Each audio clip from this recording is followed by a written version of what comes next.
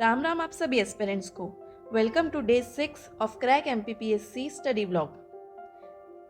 तो प्रीलिम्स हमारी पास आ चुकी है, 17 ऑफ दिसंबर डेट है और मुझे थोड़ा समझ में नहीं आ रहा है कि मैं अभी क्या पढूं, कुछ रिवाइज़ करूं, एग्ज़ाम के हिसाब से पढूं।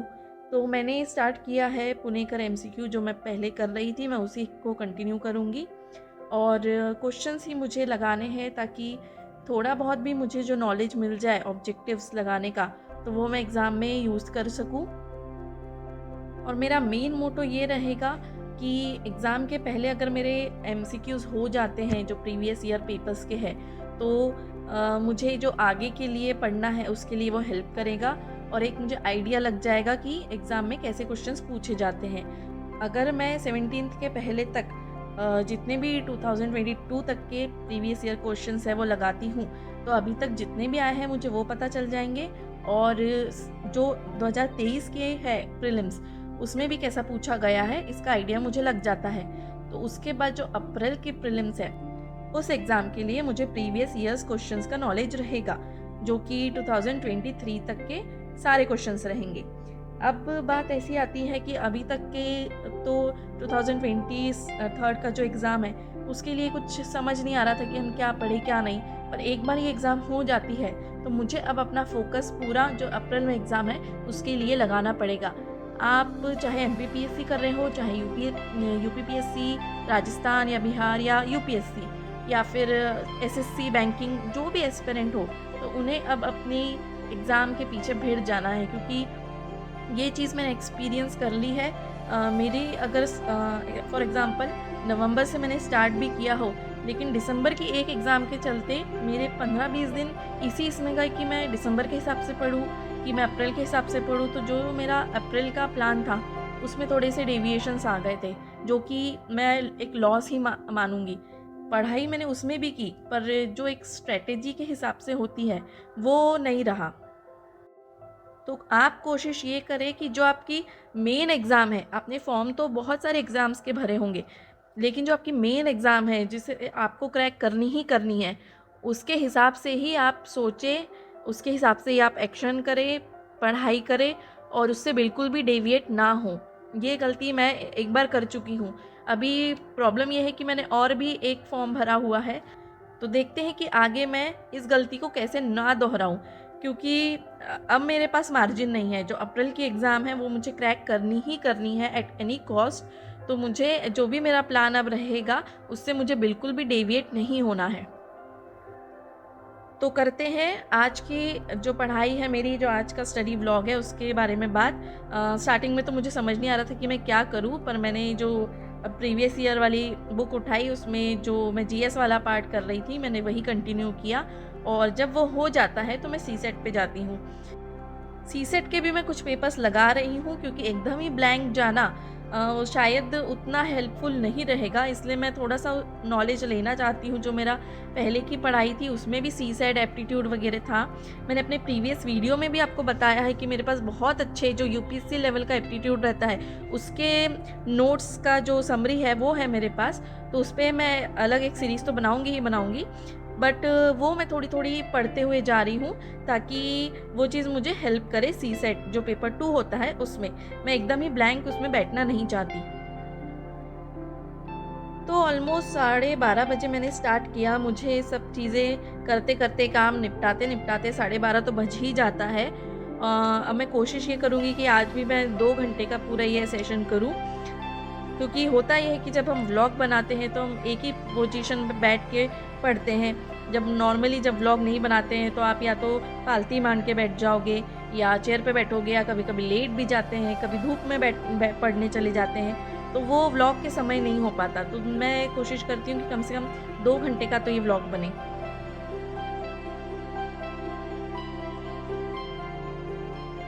जैसे ही मेरा जीएस पेपर 1 के क्वेश्चंस हो जाते हैं मैं सीसेट पर स्विच करती हूँ और प्रैक्टिस करने लगती हूँ, क्योंकि मैंने ये नोटिस की कि मेरी स्पीड अभी स्लो हो चुकी है। नॉलेज मुझे अभी भी है जब मैंने इसका यूपीएससी के लिए पढ़ा था तब का नॉलेज, लेकिन स्पीड काफ़ी स्लो हो चुकी है। तो मुझे प्रैक्टिस बहुत ज़्यादा लगेगी और उसके लिए मुझे ये प्रीवियस ईयर क्वेश्चंस हो या कोई तो भी बुक उठानी पड़ेगी जिसमें एमपीपीएससी में जैसे क्वेश्चंस पूछे जाते हैं वैसे क्वेश्चन जिसमें दिए हो। तो अगर किसी को पता है तो प्लीज़ मुझे कमेंट करके बताएं, क्योंकि एप्टी के लिए आरएस अग्रवाल से ज़्यादा शायद पूछा जाता है और सब उसी का नाम बताते हैं।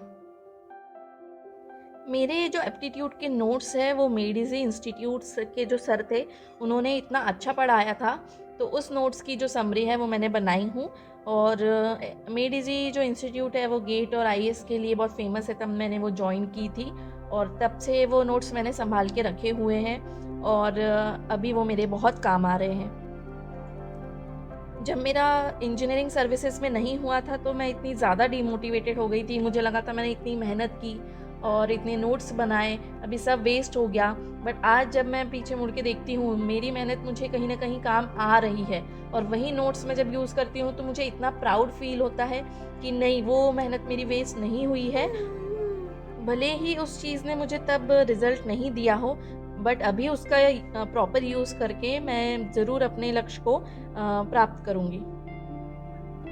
जीएस के हम जो जनरल स्टडीज़ पेपर 1 है, जब हम उसके क्वेश्चंस लगाते हैं तो उसका फ़ायदा ये होता है कि सारे सब्जेक्ट का जो मिश्रण है वो हमें यहाँ देखने मिलता है। कभी हिस्ट्री का क्वेश्चन आ जाता है, कभी ज्योग्राफी का, और अगर आपने पूरा पढ़ा भी नहीं हुआ है, अगर जैसे मेरा हिस्ट्री ज्योग्राफी हुआ है, पॉलिटी नहीं हुआ है, लेकिन यहाँ मैं अगर उसके क्वेश्चन लगाती हूँ तो मुझे अब एक हल्का हल्का आइडिया लगने लगा है कि पॉलिटी से किस प्रकार के क्वेश्चन आते हैं। तो अब जब भी मैं पॉलिटी पढ़ूंगी, चाहे वो एमपीजीके वाला हो चाहे वो लूसेंट वाला हो, तब मुझे एक आइडिया रहेगा कि हाँ ऐसे ऐसे क्वेश्चन आते हैं और मुझे इस पे ज़्यादा फोकस करना है। और जो सब्जेक्ट्स मैंने पहले पढ़े थे जिनका मैंने प्रीवियस ईयर्स क्वेश्चन नहीं लगाए थे, डायरेक्टली थ्योरी पे चली गई थी, तो उसमें ये होता था कि फर्स्ट रीडिंग में मैं पूरा पढ़ रही हूँ, सेकेंड रीडिंग में भी मैं किसी किसी पॉइंट को इम्पोर्टेंट समझ रही हूँ, थर्ड में भी ऐसे ही होता है, पर एग्ज़ाम में क्वेश्चन कहाँ से पूछे जाते हैं इसका मुझे आइडिया नहीं था। अब जब मैं ये लगा रही हूँ क्वेश्चंस प्रीवियस ईयर्स के, तब मुझे समझ में आ रहा है कि अच्छा इस पॉइंट पे भी मुझे फोकस करना चाहिए था, इस पॉइंट को भी मुझे हाईलाइट करना चाहिए था, जो कि मैंने शायद 3 रीडिंग के बाद भी ना किया हो। तो मैं किसी को भी किसी भी एग्ज़ाम का जो एस्पिरेंट हो उसको यही सजेस्ट करूँगी कि पहले प्रीवियस ईयर्स ब्लाइंडली आप प्रीवियस ईयर क्वेश्चंस जो है वो लगाओ। आपको नहीं पता है, उस चीज़ का नॉलेज नहीं है, लेकिन फिर भी लगाओ, बस एक रीडिंग दे दो। भले ही आपने एक रीडिंग क्यों ना दी हो, लेकिन उसके बाद जब आप बुक उठाओगे तो आपको जो क्या क्या पढ़ना है, किस किस टॉपिक पे ज़ोर देना है, वो आपको समझ में आएगा। और इसके साथ साथ एक और इम्पॉर्टेंट चीज़ पता चलेगी कि किस किस पॉइंट पर ज़ोर नहीं देना है या बिल्कुल भी उसे छोड़ देना है। ये क्वेश्चंस लगाते हुए मुझे एक चीज़ ये नोटिस करने में आई कि जो कमीशन, जो आयोग वाला पार्ट है, उससे काफ़ी क्वेश्चंस आते हैं। और जो भी इंडिया में नेशनल लेवल पे या स्टेट लेवल पर जितने भी आयोग है, जितने भी कमीशंस है, वो बहुत ध्यान से पढ़ना ज़रूरी है। उसका गठन कब हुआ है, उसके मेंबर्स कौन से हैं, और रेजिग्नेशन कौन किसके पास सबमिट करता है, उनको सिलेक्ट कौन कर सकता है, ये सब चीज़ें बहुत ज़रूरी है। इस पर तो बहुत क्वेश्चंस आते ही आते हैं। जैसे ही 17 का एग्ज़ाम हो जाता है तो मुझे लगता है कि एक भी दिन वेस्ट ना करते हुए मैंने 17 की रात से ही पढ़ाई स्टार्ट कर देनी चाहिए, क्योंकि एक एक दिन बहुत ज़्यादा इम्पॉर्टेंट है। हम ऐसा नोटिस तो नहीं करते, पर जब पीछे मुड़ के देखते हैं तो हमारा एक दिन, 2 दिन या कभी कभी पूरा एक हफ्ता वेस्ट हो जाता है। तो हमें बहुत ध्यान रखते हुए कि आज हमने कितना पढ़ा, कल हमें कितना पढ़ना है, एक हफ्ते में हमारा कितना होना चाहिए, ये थोड़ा हमें स्ट्रेटेजाइज कर लेना चाहिए। तो 12:30 से स्टार्ट करके ऑलमोस्ट अब 1:45 हो गया है। कोशिश मेरी ये रहेगी कि मैं 2:30 बजे तक तो पढूँ ही पढूँ और उसके बाद भी पढूँ।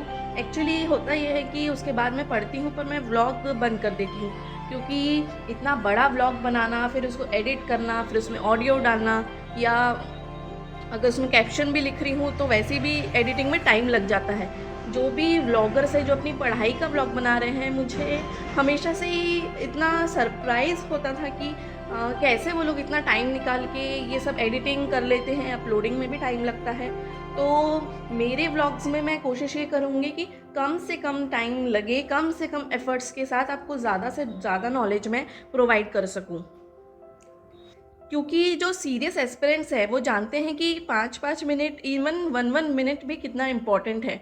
मैंने जब कोचिंग ज्वाइन की थी तो जैसे सर को आने में अभी 5 मिनट है, तो उस 5 मिनट के लिए भी मैं कुछ रिवाइज़ कर लेती थी या कुछ पढ़ लेती थी। तो जो टाइम का यूटिलाइजेशन है वो सीरियस एस्पिरेंट्स को पता है। बट अभी मैंने जिम्मेदारी ले ली है, मुझे अपने एक्सपीरियंस से लोगों को मोटिवेट करना है और अपनी जर्नी भी शेयर करनी है। तो मैं उस चीज़ से पीछे नहीं हटूंगी, पर मैं कोशिश ये करूँगी कि कम से कम एफर्ट्स में लगाओ इसमें, लेकिन आप लोग तक पूरा नॉलेज पहुँचे। यहाँ मेरा एप्टीट्यूड ऑलमोस्ट ख़त्म होने ही आया है। जो एक स्पाइरल वाली आप नोट्स देख रहे होंगे वो मेरी एप्टीट्यूड की समरी है। उस कोचिंग में जो बेस्ट से बेस्ट टीचर होते थे एप्टीट्यूड के, वो हमें थे और उन्होंने इतनी अच्छी अच्छी ट्रिक्स बताई। मैं जनरली ना पहले एप्टीट्यूड में ट्रिक्स वाला मैं फॉलो नहीं करती थी, जो ट्रेडिशनल मेथड्स होती थी मैं उसी से सॉल्व करती थी, पर उनके ट्रिक्स इतने ज़बरदस्त थे कि मुझे मतलब वो दिमाग में ही बैठ गए जब उन्होंने पढ़ाया। तो उसके जो नोट्स है वो मैंने बहुत ही प्रिसाइज मैनर में बनाए हैं। अभी मैं देखती हूँ अगर प्रीलिम्स के समय जब मैं प्रैक्टिस करूँगी सी सेट के लिए, तब मैं उसका वीडियो बना सकूँ और आप लोगों से शेयर कर सकूँ।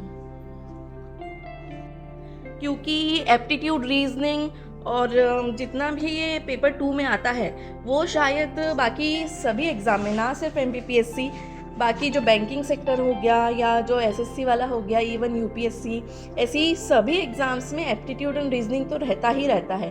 तो अगर कोई भी एस्पिरेंट की वीडियो देख रहा हो तो प्लीज़ आप उस सीरीज़ के लिए वेट करिए और मैं आपसे रिक्वेस्ट करती हूँ कि वो सीरीज़ ज़रूर देखिए, क्योंकि उससे आपको बहुत ज़्यादा फ़ायदा होने वाला है। एक्चुअली MPPSC जो सी सेट पेपर 2 है उसमें ना क्वेश्चंस भी ऐसे आते हैं कि अगर आपका एप्टीट्यूड और हिंदी परफेक्ट हो चुका है, अगर आपने उसमें 110% अच्छे से पढ़ा हुआ है, तो आपसे पूरा का पूरा बनेगा ही बनेगा। सिर्फ अगर किसी का वीक पॉइंट, जैसे मेरा वीक पॉइंट प्रोबेबिलिटी चैप्टर है, तो एक आध क्वेश्चन अगर वहाँ से आता है तो मुझे शायद नहीं बने, जो बहुत हार्ड लेवल के होते हैं, बाकी नॉर्मल वाले भी उसमें बन जाते हैं। इसलिए अगर आपको पता है कि सी सेट के मार्क्स ऐड होने वाले हैं तो उसे आप परफेक्टली करें, ताकि कोशिश ये रहे कि 100 में से 95 क्वेश्चंस तो आपसे बने ही बने, और ऐसे बने कि आपको पता रहे कि उसके मार्क्स तो आपको मिलने ही मिलने वाले हैं। ये इमेजिन करके कितना अच्छा लग रहा है कि 100 में से 95 परफेक्टली बने हैं, जो रॉन्ग नहीं है। तो सोचिए जब एक्चुअल में होगा तो ये कितना ज़्यादा अच्छा रहेगा। तो बस भिड़ जाइए इसके पीछे, लग जाइए पूरी जी जान लगा के।